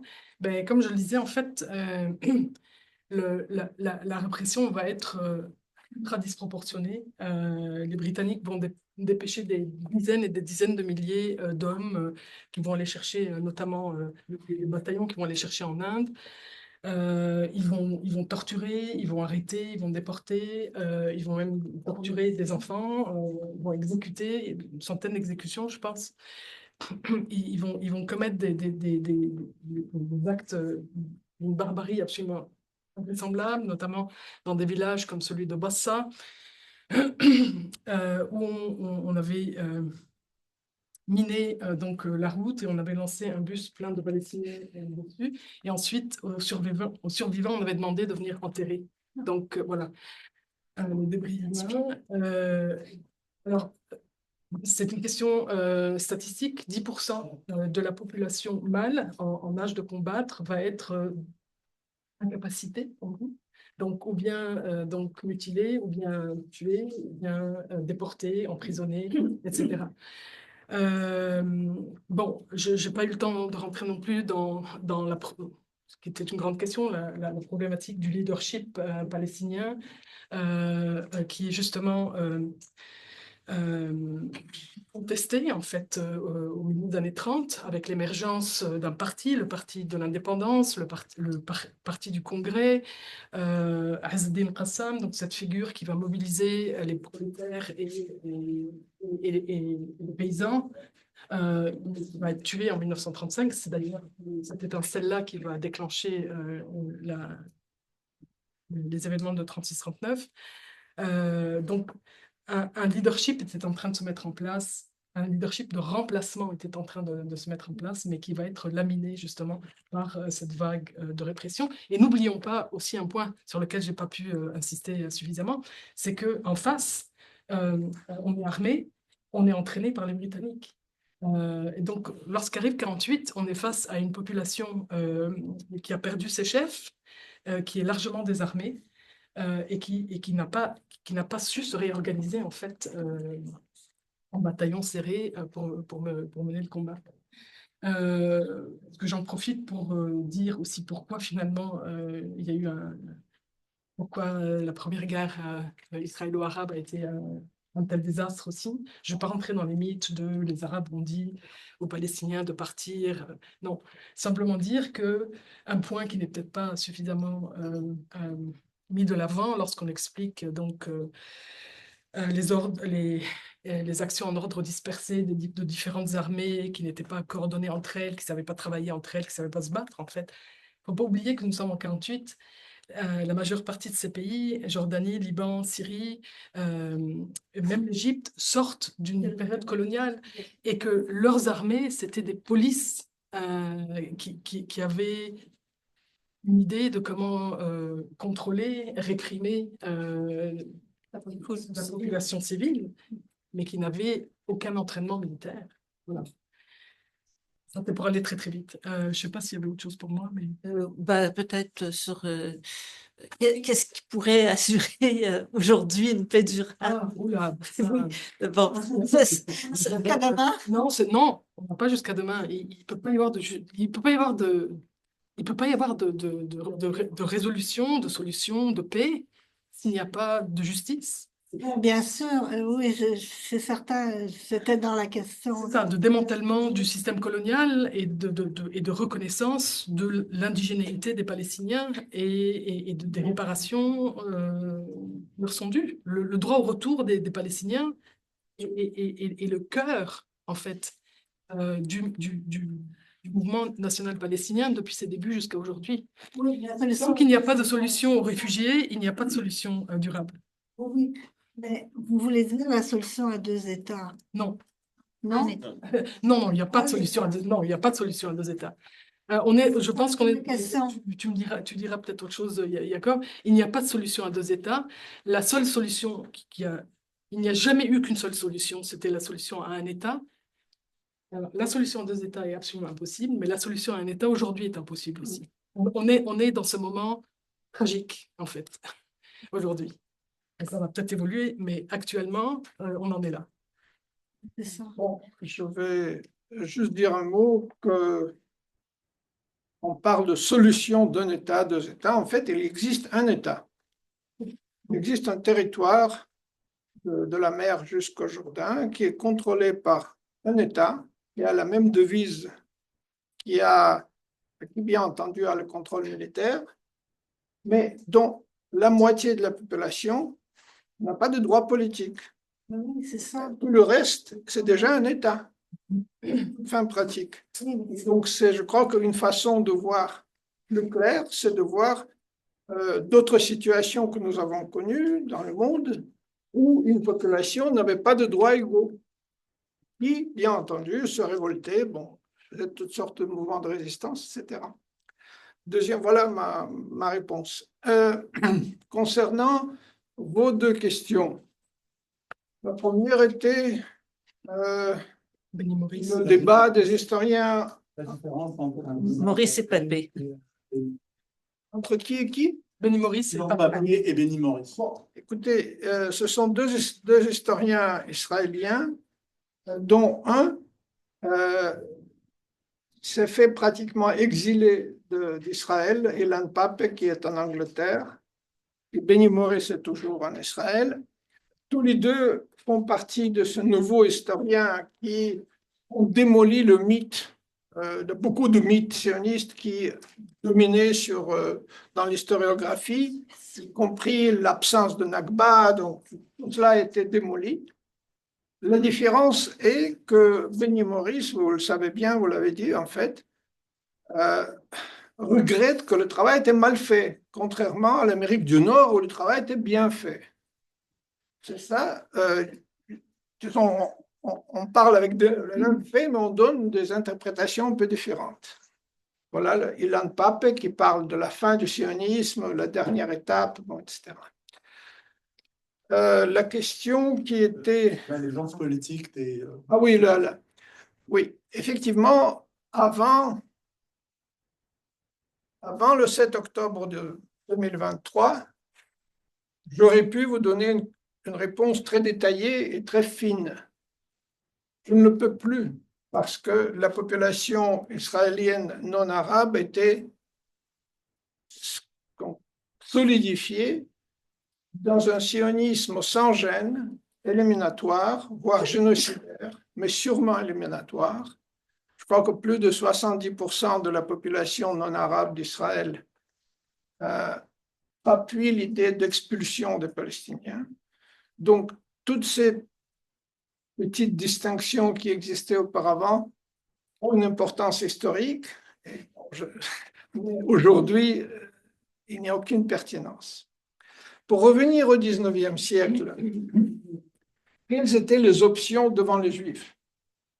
Bon, le sionisme est un mouvement très minoritaire et par ailleurs très mal vu à l'époque déjà, et par les religieux et par les Juifs qui s'intégraient dans les pays où ils habitaient. Et donc, un peu à la blague, on disait qui est le sioniste? Le sioniste, c'est quelqu'un qui cherche de l'argent, un juif qui cherche de l'argent à un autre juif pour envoyer un troisième en Palestine.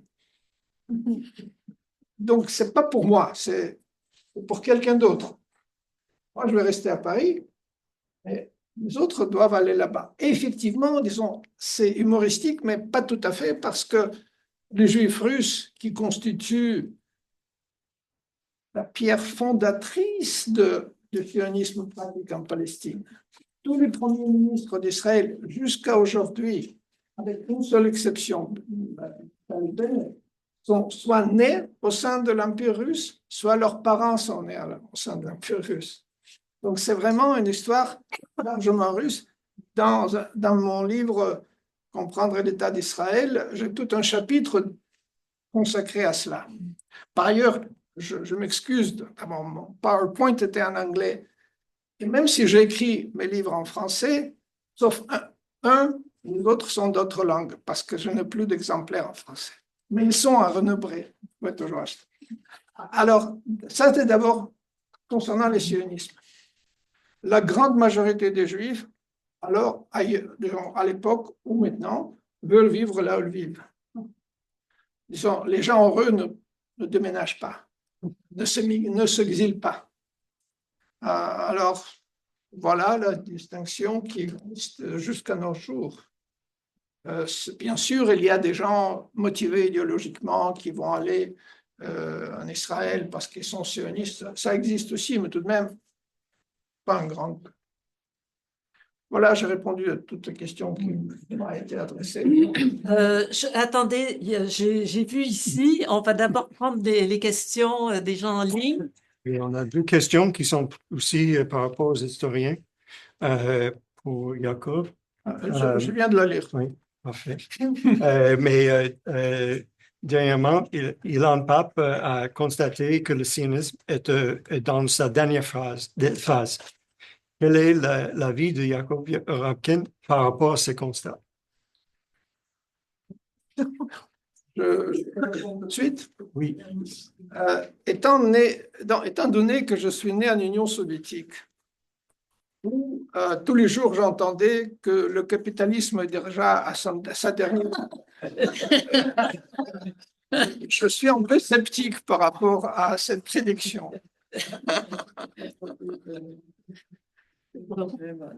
Qu'est-ce qu'il y a d'autres comme questions? Et question, juste un instant.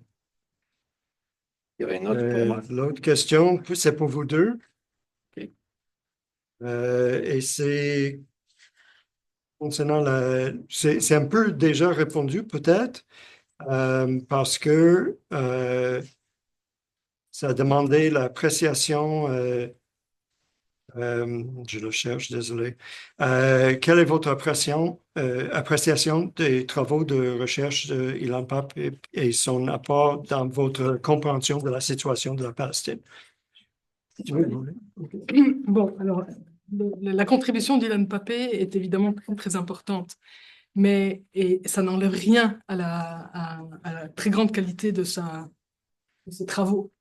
Mais c'est seulement à partir du moment où c'est Ilan Pappe, un historien israélien, qui a dit que l'historiographie palestinienne a été en quelque sorte validé.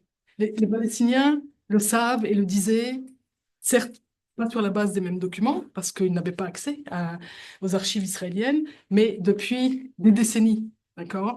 Walid El-Khaldi, depuis les années, à partir des années 50-60 et ensuite à partir des années 80, va produire des travaux voilà, qui sont validés par les travaux et de Benny Morris et d'ailleurs d'Ilan Pappé.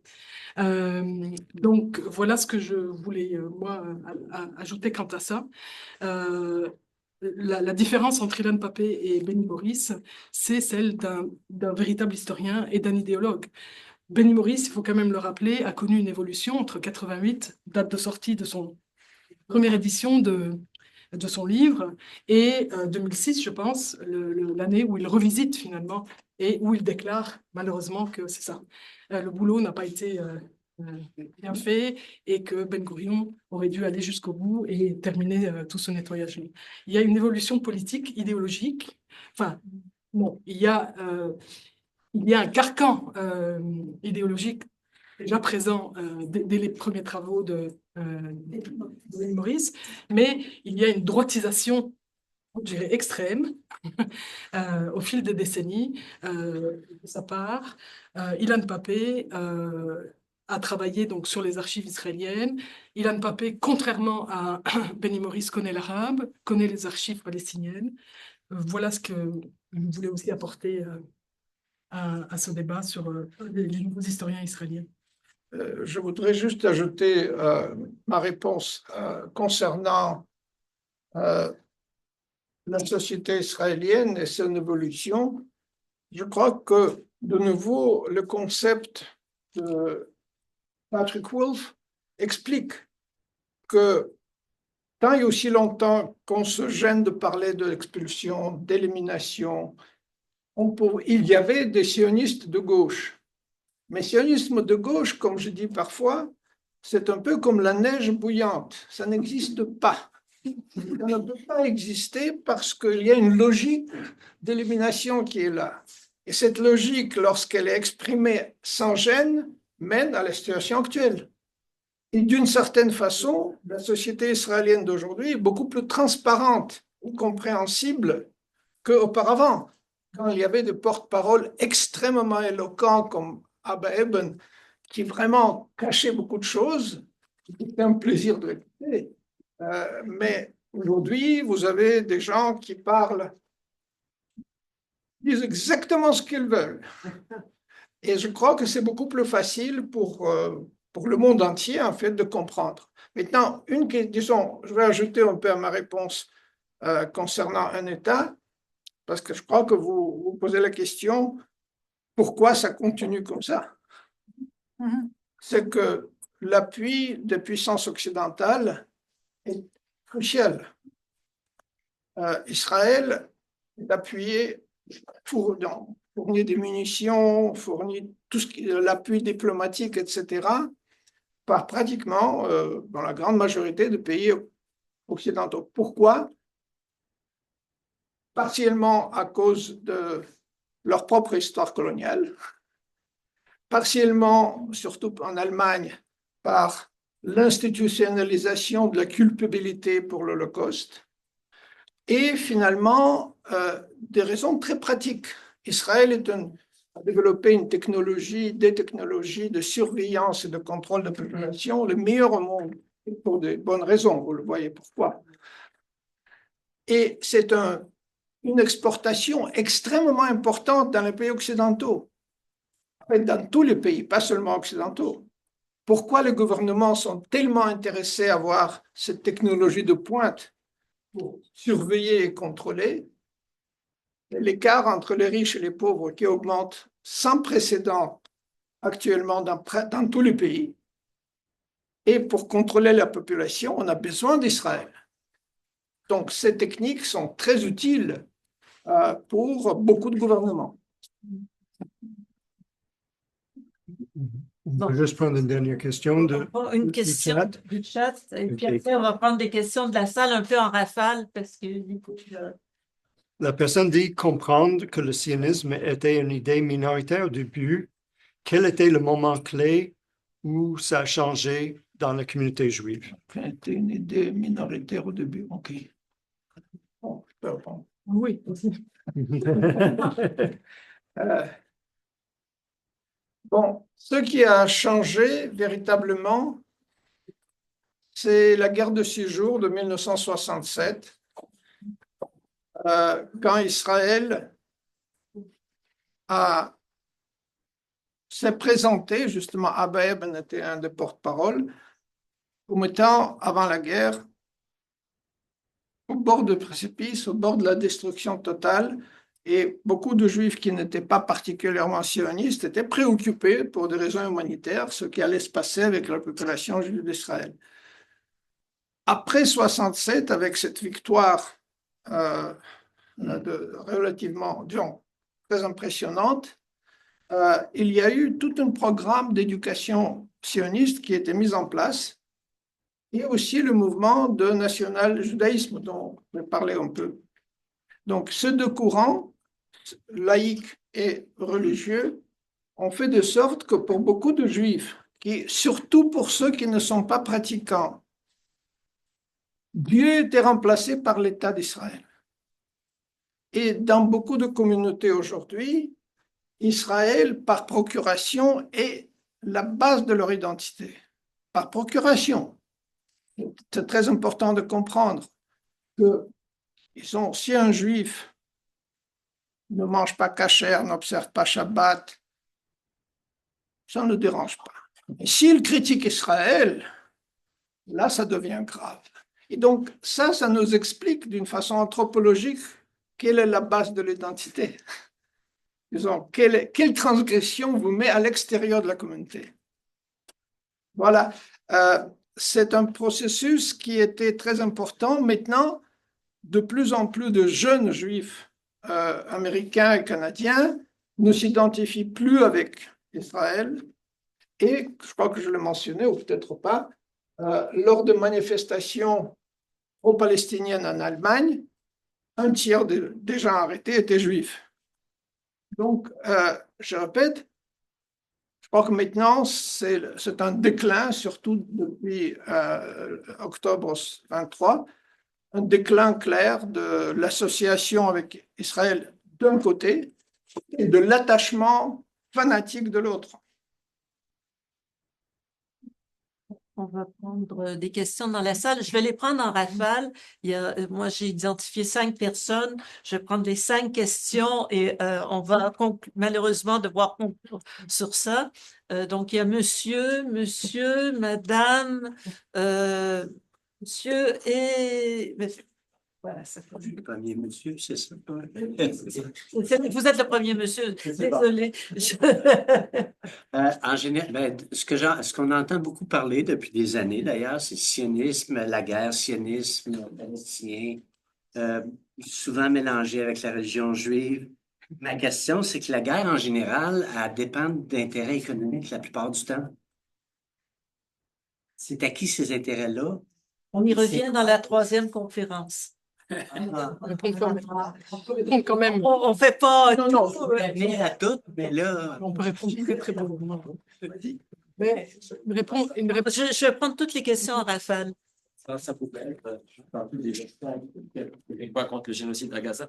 J'ai une question concernant la communauté juive. Moi, j'habite autrement, et puis mes voisins me disent, nous, on est tous à la synagogue, on est anti-sionistes.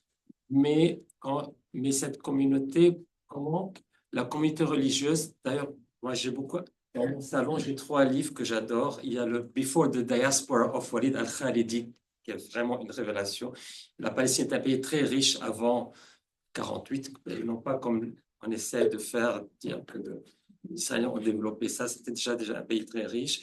Le deuxième livre, c'est Tildela Papé, l'état génétique de la Palestine, parce qu'en Palestine, j'entends des histoires, et puis là, il y a un Israélien qui le dit, et puis votre livre, professeur Rabkov, l'opposition juive au sionisme, qui m'a impressionné et qui est dans mon salon. Alors, comment la communauté juive religieuse a laissé cette communauté israélienne de prendre, si vous voulez, de kidnapper la religion juive? On ne les voit dans les manifestations, mais comment ils ont... Pourquoi je sais qu'ils ne s'impliquent pas trop dans la politique, ça, mais comment ils ont laissé comme une autre partie qui de la religion? Madame? C'est des questions assez factuelles. J'en ai une couple, mais ça ne sera pas trop long. Quand on entend les propos des Arabes, palestiniens et des autres, on entend c'est la victoire du Hamas, c'est la victoire de Gaza. Israël va être détruit. Moi, ça me rend complètement perplexe. Quel est ce langage? Il y a sûrement un code que je ne comprends pas. Si vous le connaissez, vous pouvez me le dire. À Gaza, en fait, en Palestine, il y avait une population dense. On nous dit encore qu'il y a eu 45 000 morts. Mais ça ne se peut pas. Il y a eu juste 45 000 morts avec la famine, avec... On n'entend pas de la contre ce qui devrait être la vérité. Puis une dernière question, c'est les Israéliens, à ce que je sache, ont souvent double et triple nationalité. Dans quelle proportion? Attachés à quel pays? Parce que s'ils sont à moitié américains, ils en ont une patrie. Ils ne sont pas moitié américains. On y a- va retenir toutes les questions. Moi, je note. Si vous allez me le répéter, parce que ma mémoire est... Très bien qu'on ait des réponses. Oui, oui, mais je vais prendre toutes les questions, puis après, on va... Très court. Je ne comprends pas, et monsieur le professeur, vous pouvez nous aider. Pourquoi le gouvernement d'Israël a invité l'extrême droite européenne, France, Allemagne, la Roumanie, l'Hongrie et je ne sais pas qui d'autre, à en offrir d'argent et de support? Quand tous ces pays, en effet, ont supporté Israël devant l'Iran pendant toutes ces guerres, ils ont brisé le mouvement anti-palestinien. À quoi ça sert? Je ne comprends absolument pas. Et maintenant, avec le support de Trump, Elon Musk et tout ça, encore une fois, on pousse pour l'extrême droite européenne. Parce que... Monsieur. Une question de détail, c'est sur la carte, des cartes que vous avez montrées. Il y avait sur les terres publiques. Et de quel public on parle? C'était Un héritage ottoman. Ok, d'accord. Et c'était géré C'était des communs, en fait. des communs, ouais, c'est ça. Ok. Absolument. Et d'ailleurs, les premiers conflits, les premières altercations entre les colons et les paysans palestiniens, ça va être justement sur la gestion des pâtures, des communs. OK. Est-ce que c'est tout? Bon, vous étiez le premier, non? Non, c'est à moi le premier, monsieur. Mais on vous a dit que c'est attendez 3 semaines. Non, mais c'était les intérêts géostratégiques. Mais moi, j'ai juste une petite chose à vous dire. Gaza, au large de Gaza, il y a des fonds gaziers extrêmement importants. Peut-être que ça vous donne déjà une piste et que ça va vous donner envie de venir dans 2 semaines écouter la suite. Comment les Israéliens ont pu kidnapper l'identité juive?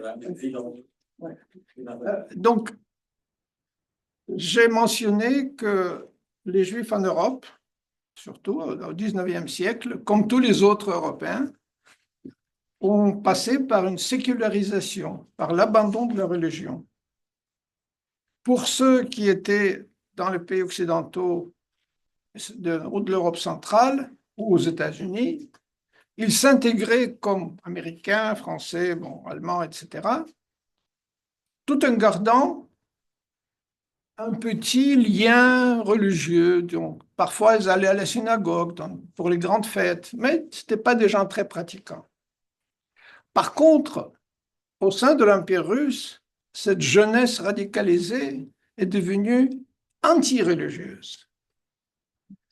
Et pour eux, être juif, faire partie d'une nation comme les Polonais, les Hongrois, etc. Et donc, il y a un sentiment, et ce qu'ils voulaient créer en Israël, ils ont réussi par ailleurs, c'est créer de nouvel hébreu, le nouvel hébreu qui est intrépide, musclé, fort, qui ne sait rien du judaïsme, et qui, à la limite, est non, je ne dirais pas antisémite, mais sûrement anti-judaïque, si le mot existe. Donc, il y a ce phénomène en Israël. Ici, il y a également la sécularisation qui est là, et le national-judaïsme que je mentionnais offre une porte importante, une porte facile, qu'on peut devenir sympathisant d'Israël tout en gardant un certain rite religieux. Donc, dans beaucoup de synagogues, c'est ce qui existe. Mais de nouveau, les Juifs sont très divisés, même ici à Montréal. Les Juifs de Westmount ont beaucoup plus à voir avec les non-Juifs de Westmount qu'avec les Juifs de Tremont. Et donc, ils sont divisés par leurs pratiques, par leurs habitudes, etc. La campagne d'éducation sioniste était relativement réussie parce qu'on enseignait l'amour pour Israël, etc., dans les écoles juives. Donc, ça donne des résultats. Et la même leçon concernant les camps d'extermination, voilà ce qui nous arrive si on n'a pas d'un État à nous, également a été appliquée à la jeunesse ici à Montréal même. March of the Living, c'est quelque chose qui est organisé, bien financé, et ça donne ses résultats.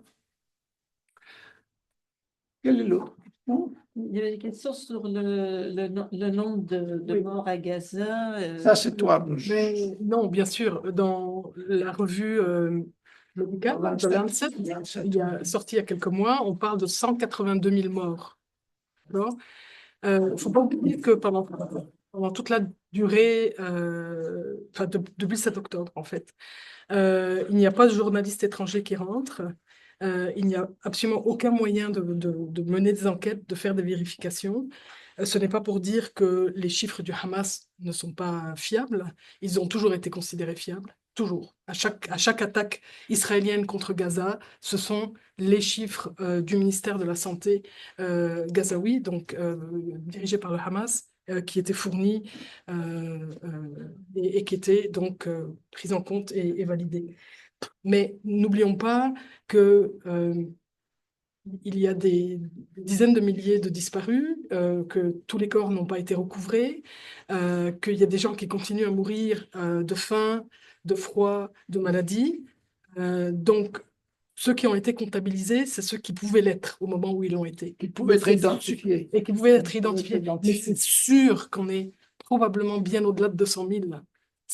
Enfin, je dis c'est sûr. Qu'est-ce que j'en sais, mais c'est plus que probable qu'on soit dans cet ordre d'idées-là. Et c'est pas fini. Et c'est pas fini. Et c'est surtout pas fini. C'est surtout pas fini.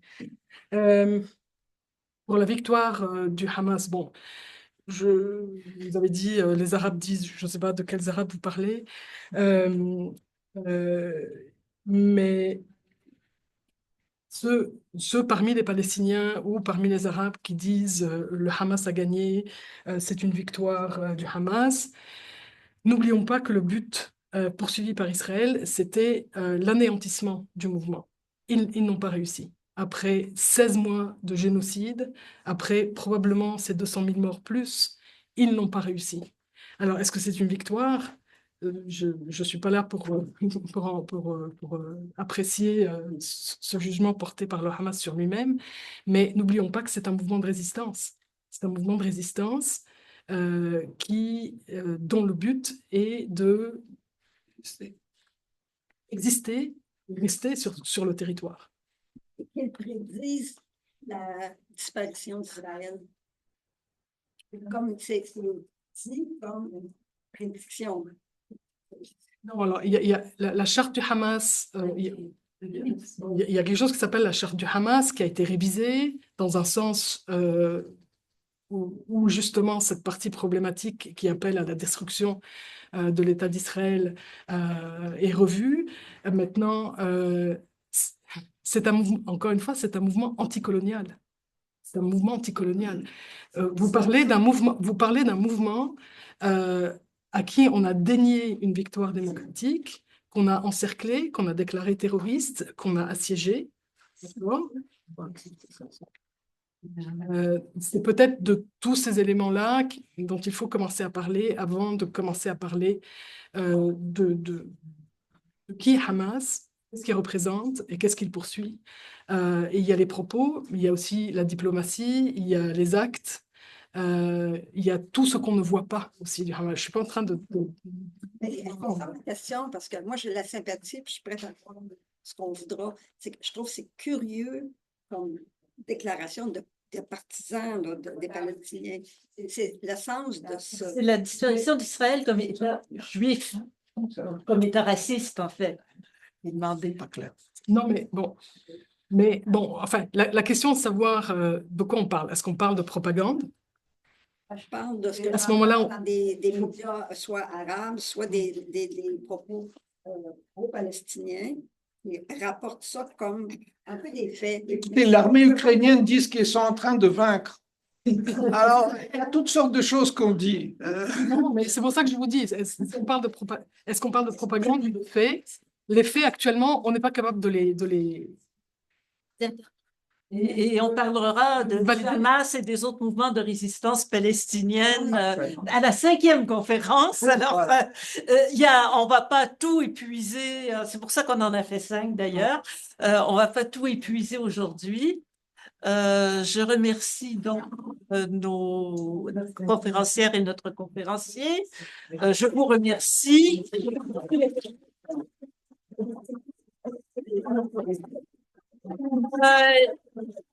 Jacob va faire un petit commerce de livres et la coalition Urgence Palestine a besoin d'argent pour continuer à fonctionner. Donc, si vous pouvez, je ne sais pas alors si vous avez un peu de sous, c'est toujours bienvenu parce que il y a plusieurs choses à faire encore. C'est malheureusement pas fini.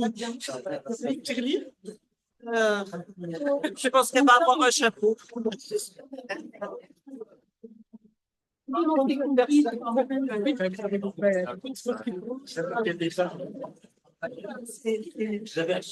Non, c'est moi qui suis désolée. Ce matin, j'ai un fichier qui s'est complètement coupé. J'ai le fichier que je vous ai donné, les diapos étaient complètement désordonnés. C'est ça qui j'ai pas gardé. Si vous souhaitez, je pourrais mettre à disposition la diapo. Je pourrais, je vais la remets un peu. C'est-à-dire, des fois, c'est pas faire. c'est non, là, c'est la compagnie.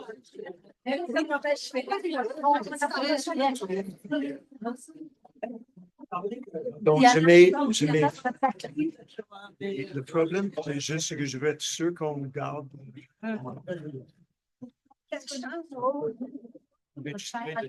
Je veux juste enlever la clé.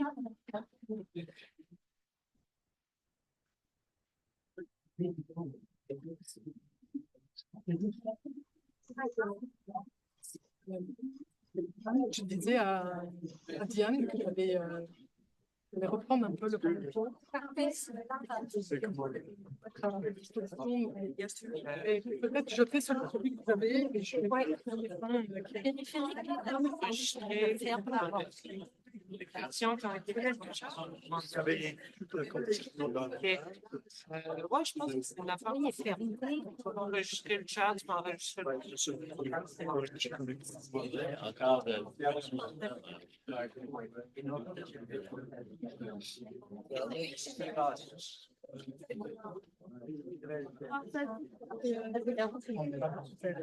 Est-ce que tu te débarrasses? Je vais vous en envoyer une. Ça, je ne toucherai pas tout de suite. Attends,